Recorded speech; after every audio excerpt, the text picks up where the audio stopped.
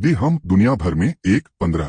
क्या आपने कभी ऐसी आवाज सुनी है जो किसी और को सुनाई ही नहीं देती?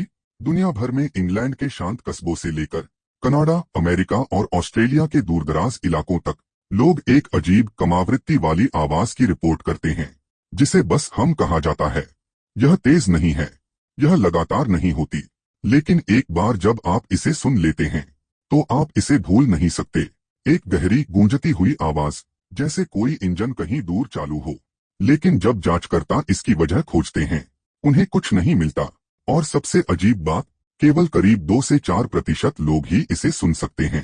वे नींद नहीं ले पाते, बेचैनी महसूस करते हैं, कुछ तो इससे बचने के लिए घर तक बदल लेते हैं। लेकिन हम उनका पीछा करती है। कोई नहीं जानता ये क्या है, सिर्फ इतना पता है हम असली है और ये अब भी बंद नहीं हुआ।